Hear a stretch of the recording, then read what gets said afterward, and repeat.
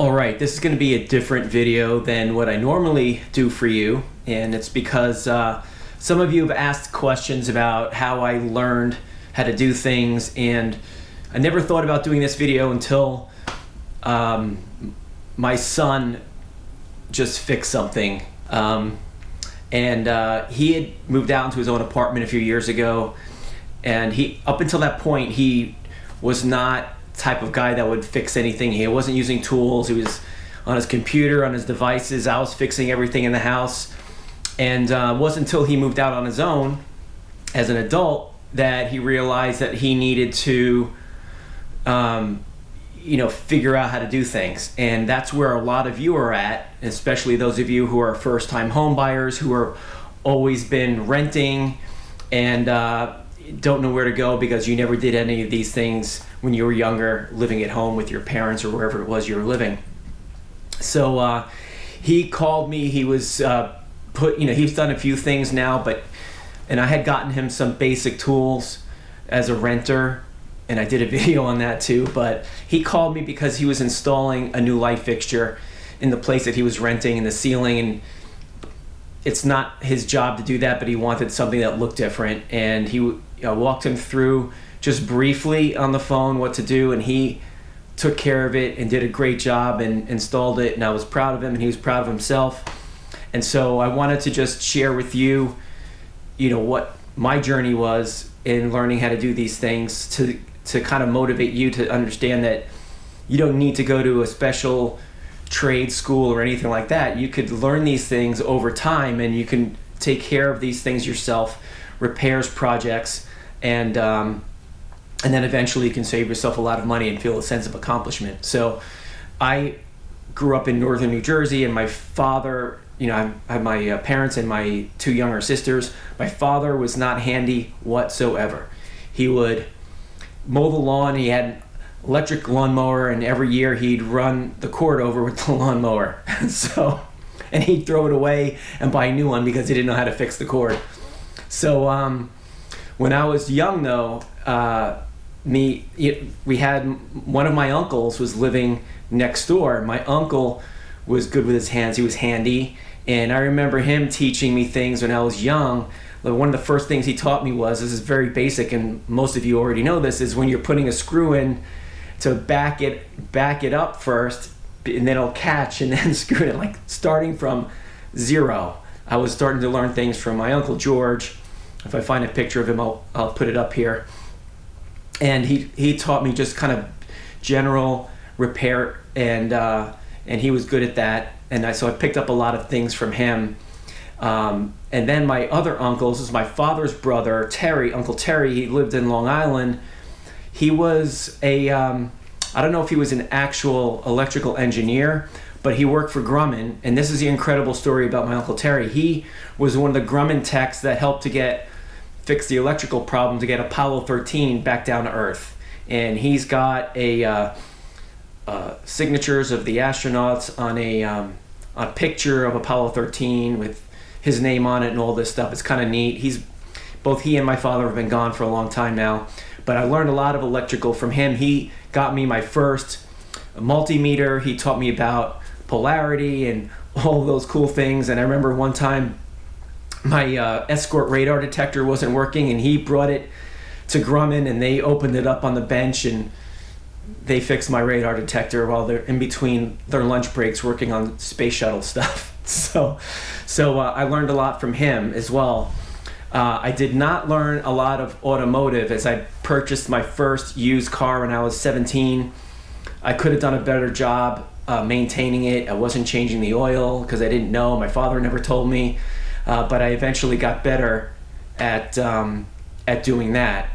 But where I also started to learn was having a lot of odd jobs. So I remember working for a construction company in the summer, and just was swinging a hammer. I remember using a jackhammer and doing tasks that were not super skilled, but I started to pick up some things there.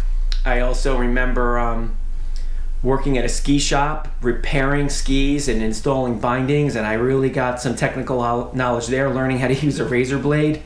To this day, it's a great skill to have.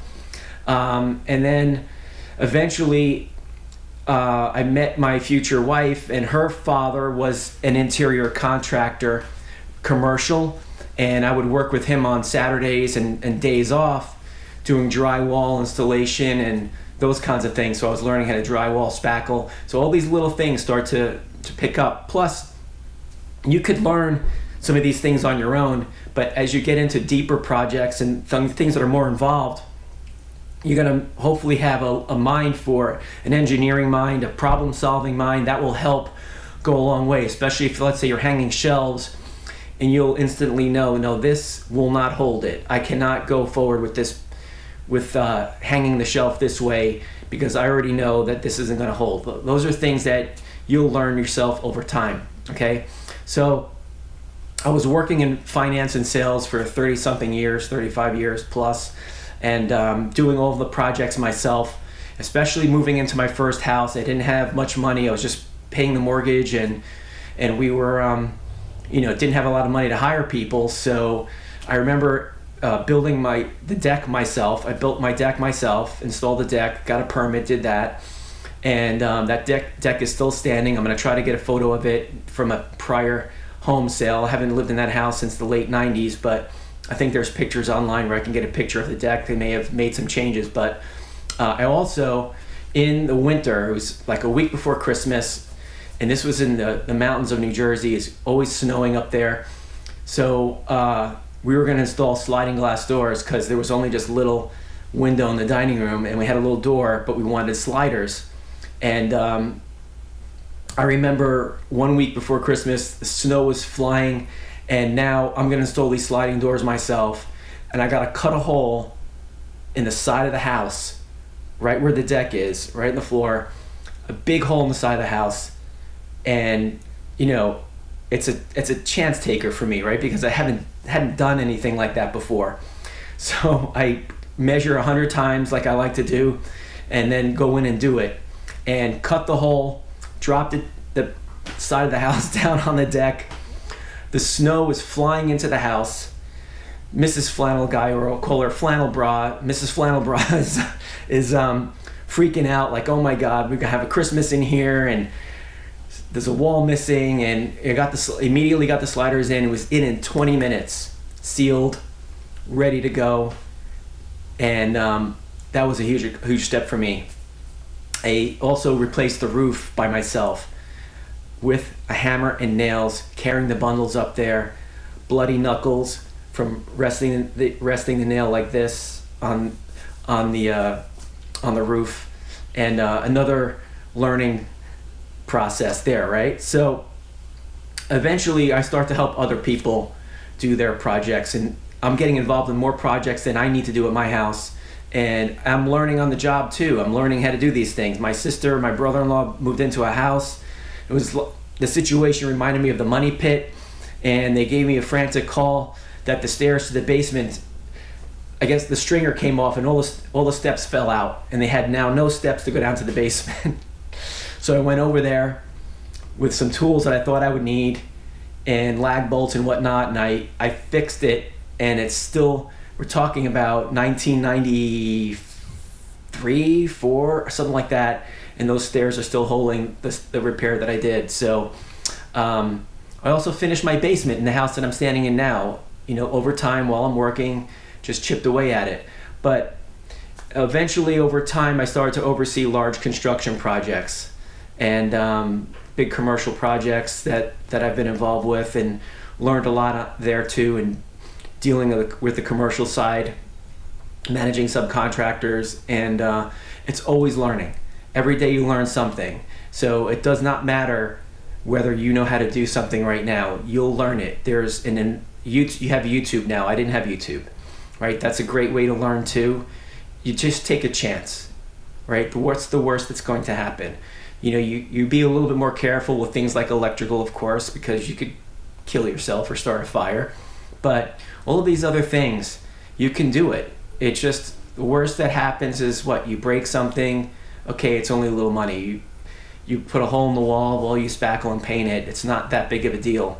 You can do these things yourself, and you could always suggest videos or ask questions of me in case you're trying to attack a project, and we can talk about it.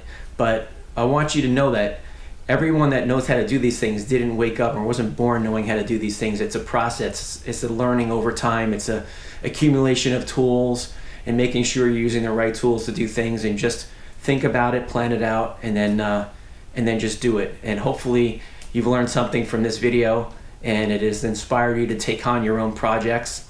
If you think this video is going to be helpful for somebody else, I appreciate it if you would share it with some of your friends if they're first-time home buyers or people struggling to do projects at home too. I appreciate you watching. I appreciate you following me in my journey and doing all these projects and posting them on video for you. Appreciate you, everybody, and I hope to see you on the next video.